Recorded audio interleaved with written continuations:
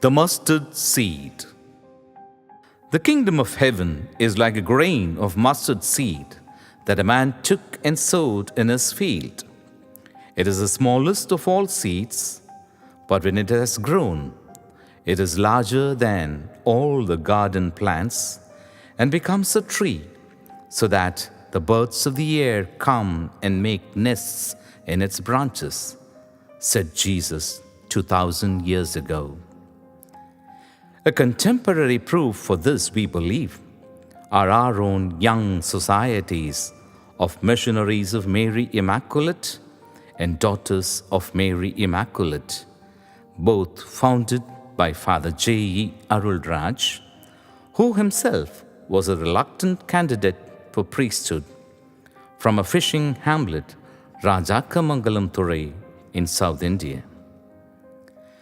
God used the same reluctant Arulraj, by then an oblate priest, to sow the seed for the spread of his kingdom by making him volunteer to a remote village parish, St. Joseph's Mission, Pandaravedu, often referred to as a punishment area.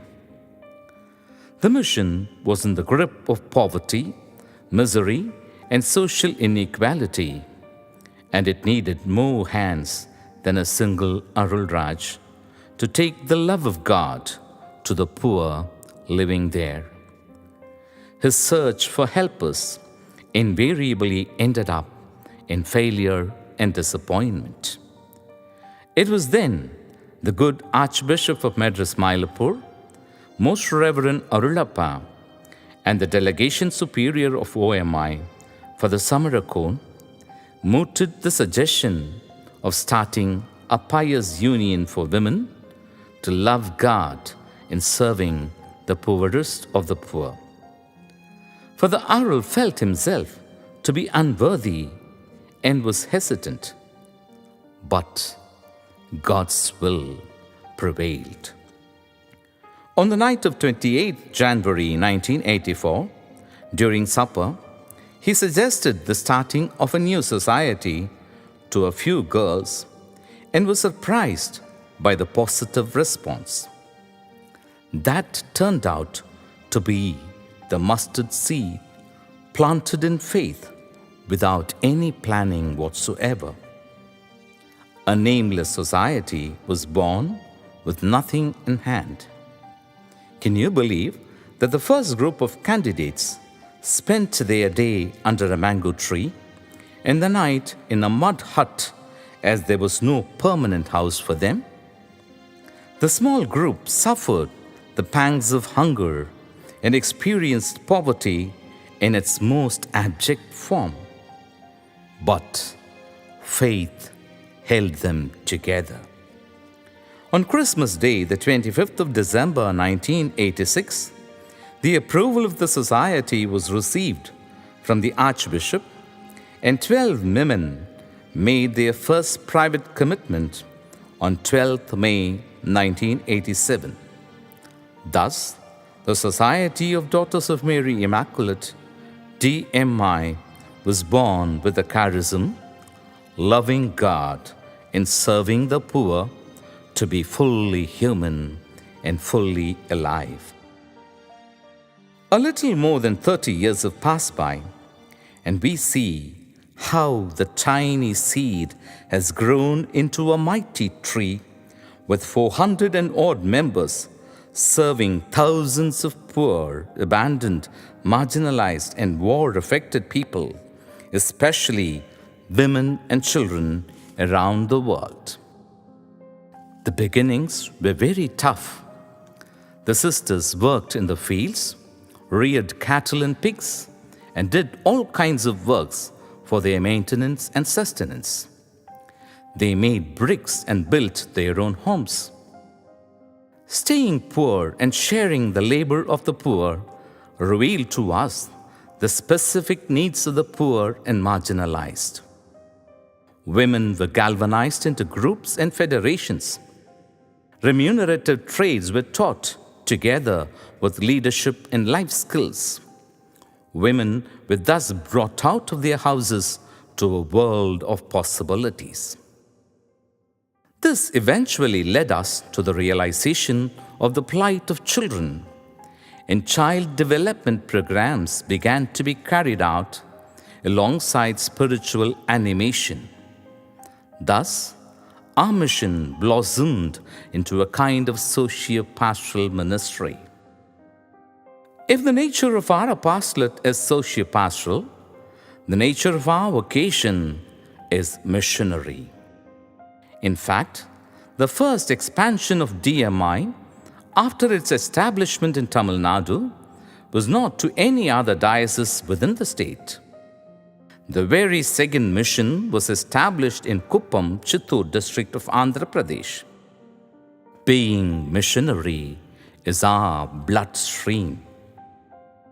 Giving a great fillip to this missionary character was the birth of the Clerical Society of the Missionaries of Mary Immaculate, MMI, in the year 1998. Under the inspiration of Most Reverend Vittorio Pavanello, the then Archbishop of Campo Grande, the Society of MMI was born in Brazil with the sole aim of training priests to be the missionaries of difficult missions.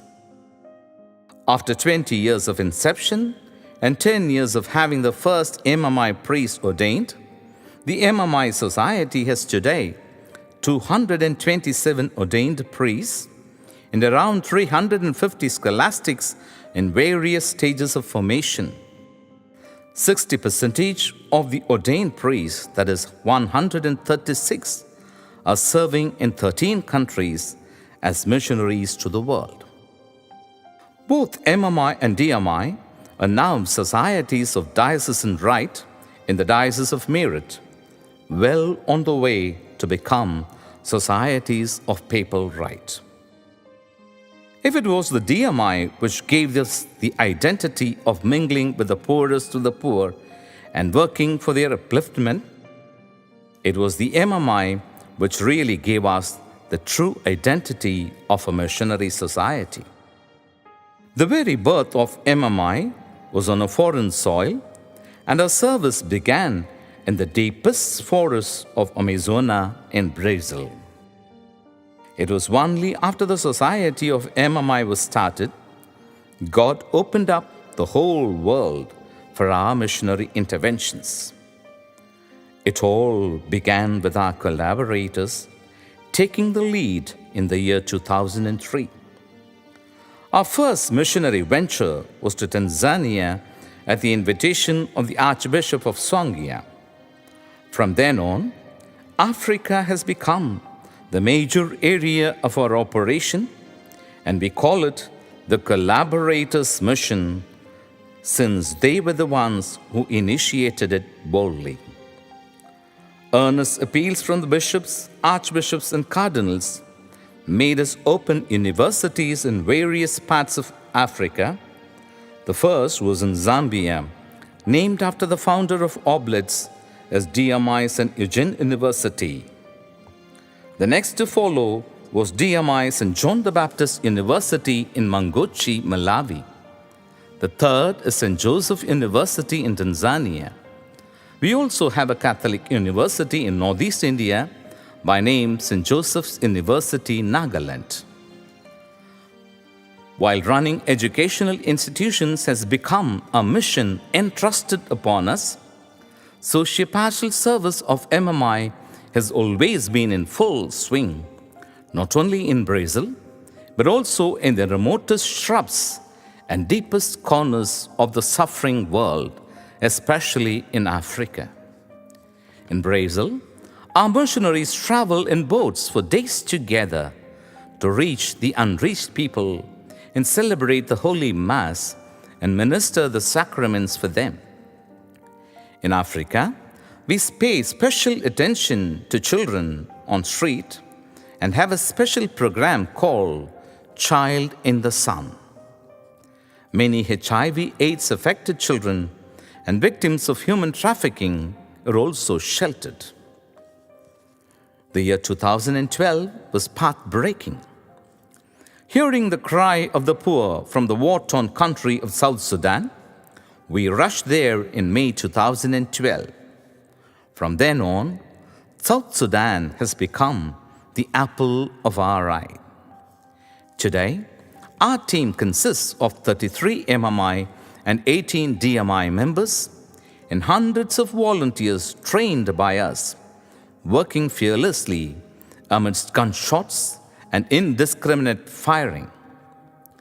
In several places of the Diocese of Wau and the Archdiocese of Juba, and in the remotest places of Munduri and Gogorial, people are beginning to have masses celebrated for them after decades of deprivation.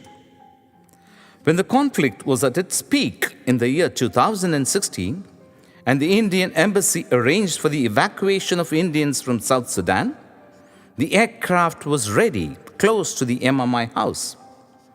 Yet, our MMI missionaries refused to abandon the people and leave. They stayed back to serve, while almost all the religious societies and NGOs thought it prudent to move away. The same year, 2012, took us to a new ministry. Seeing our services in Africa, the Ethiopian Bishops' Conference invited us to manage St. Luke's Hospital, Oliso. Our foray into health services was thus started in Ethiopia. It is now extended to Tanzania. The bold and selfless service of MMI and DMI caught the attention of the civic and ecclesiastical world. Appreciations appeared in international news columns, and Vatican was quick to recognize the missionary zeal running in the bloodstream of the MMIs and DMIs. His Eminence Cardinal Filoni was full of praise for the MMIs and invited the young societies of MMI and also DMI to be societies dedicated for missionary endeavors directly under the dicastery of evangelization of peoples. From June 2016, the societies of MMI and DMI come directly under the Propaganda Fide, only the 17th and 18th societies to be thus set apart by Rome. Another war-torn country, Central African Republic, was in fact referred to us by the Vatican, and we have started our mission there. 6 of our MMI missionaries are at present in Bangui, the capital of Central African Republic. On 1st May 2018, during the Mass at Notre Dame Fatima Church, 1 kilometer away from our house, our MMI missionary narrowly escaped, while another priest of the Archdiocese with whom he was concelebrating Mass was shot dead right in front of his eyes. None of these harrowing experiences deter our young missionaries. Subsequently, we have responded to another call from Papua New Guinea, where 3 of our missionaries are already serving and 3 more are being prepared to be sent in 2 months from now. A DMI mission in the sacred shrine of Lourdes, France, is already a reality. True to our calling and missionary nature, we have always concentrated on less and underdeveloped countries in Africa, India, and Latin America. Our eyes never turned towards Europe, except for sending our missionaries to Italy and Germany for studies. But then, God, in His providence, showed us a new way through His Eminence Cardinal Timothy Dolan that we could be missionaries even in American soil. We thank His Eminence Cardinal Dolan, His Auxiliary Most Reverend Dominic G. Lagorogro, and also Monsignor Weber for giving us an opportunity to serve in the Sullivan County, where we feel our missionary spirituality can blend so beautifully, even if it be a in a developed nation like the United States of America. Brevity of time does not allow us to take you through our various missions and ministries in Brazil, Tanzania, Zambia, Malawi, Ethiopia, South Sudan, Central African Republic, Papua New Guinea, India, Italy, Germany, France, and the United States of America.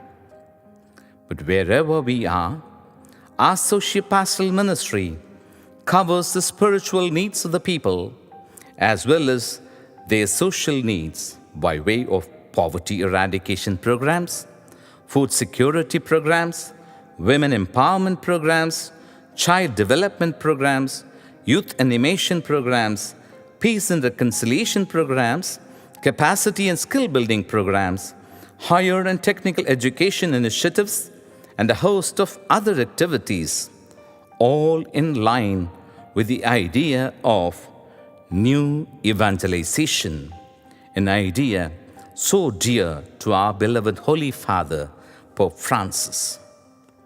In times of natural calamities and catastrophes, like the tsunami in 2004, Chennai floods in 2015, and the recent Kerala floods, we wade through waters and debris to rescue people and rehabilitate their lives. Sunshine or storm, we are with the people and for the people, with only one dream, that of marching towards the Father's kingdom in the footsteps of Holy Mother Church. Ministry in 13 countries, varied kind of apostolate, numerous vocations, and a swift and rapid expansion. All these fill us with a sense of gratitude to God our Father, Holy Mother Church, and great people like you. But we know we are nothing by ourselves, and it is all God's work. We are mere instruments, humble tools in God's hands, wanting to be the channels of His peace.